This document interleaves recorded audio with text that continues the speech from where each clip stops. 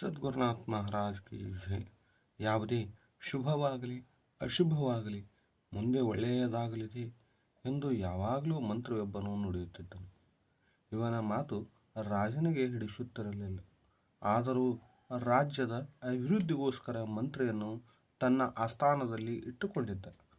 ಹೀಗೆ ಕಾಲ ಕಳೆಯುತ್ತಿರಲು ಒಂದು ಸಲ ಯುದ್ಧದಲ್ಲಿ ರಾಜನ ಬಲಗೈ ಹೆಬ್ಬೆರಳು ತುಂಡಾಯಿತು.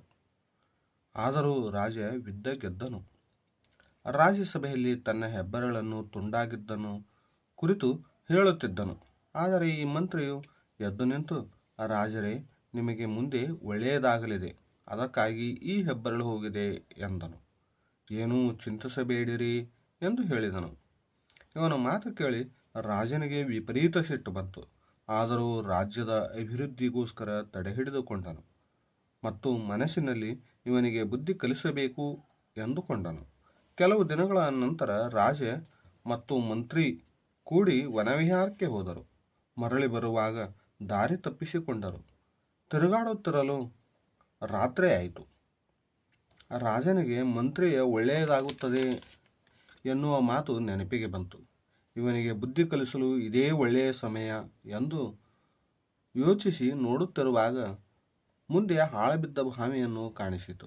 ರಾಜನು ಮಂತ್ರಿಗೆ, ಬಾವಿಯಲ್ಲಿ ಏನಿದೆ ನೋಡು ಎಂದನು. ಮಂತ್ರಿಯು ಬಾವಿಯ ಹತ್ತಿರ ಹೋಗಿ ನೋಡಿ ಏನಿಲ್ಲ ಎನ್ನುವಾಗ ರಾಜನು ಹಿಂದಿನಿಂದ ಮಂತ್ರಿಗೆ ಒತ್ತಿದನು. ಮಂತ್ರಿಯು ಬಾವಿಯಲ್ಲಿ ಬಿದ್ದನು. ರಾಜನು, ಈಗ ಏನಾಯಿತು ಎಂದನು. ಮಂತ್ರಿಯು, ಮುಂದೆ ನನಗೆ ಒಳ್ಳೆಯದಾಗಲಿದೆ, ಅದಕ್ಕಾಗಿ ನೀವು ನನ್ನನ್ನು ಈ ಬಾವಿಯಲ್ಲಿ ಹಾಕಿದ್ದೀರಿ ಎಂದನು. ಹೌದಾ, ಅದು ಹೇಗೆ ಒಳ್ಳೆಯದಾಗುತ್ತದೆ, ನಾನು ನೋಡುತ್ತೇನೆ ಎಂದು, ಇಲ್ಲೇ ಈ ಹಾಳೆ ಬಾವಿಯಲ್ಲೇ ಬೀಳು ಎಂದು ಮುಂದೆ ಹೊರಟು ಹೋದನು. ಸ್ವಲ್ಪ ದೂರ ಹೋಗುವಷ್ಟರಲ್ಲಿ ಕಾಡು ಜನರು ಈ ರಾಜನನ್ನು ಹಿಡಿದರು.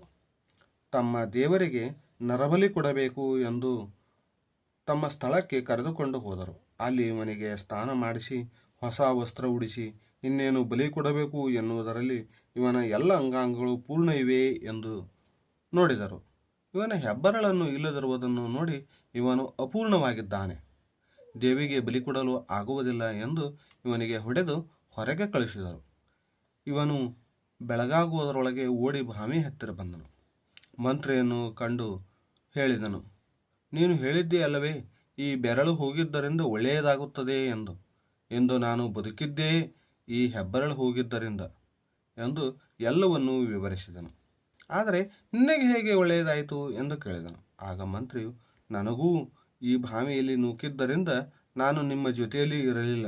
ಒಂದು ವೇಳೆ ನಾನು ನಿಮ್ಮ ಜೊತೆಯಲ್ಲಿ ಇದ್ದರೆ ನೀವು ಅಪೂರ್ಣವೆಂದು ಬಿಟ್ಟ ಜನರು ನನ್ನನ್ನು ಪೂರ್ಣವೆಂದು ಆ ದೇವರಿಗೆ ಬಲಿ ಕೊಡುತ್ತಿದ್ದರು, ನಾನೂ ಬದುಕುಳಿದೆ ಎಂದನು. ನೀತಿ: ನಮಗೆ ಏನೇ ಆದರೂ ಅದು ಒಳ್ಳೆಯದಕ್ಕೆ ಆಗುತ್ತದೆ ಎಂದು ತಿಳಿಯಬೇಕು.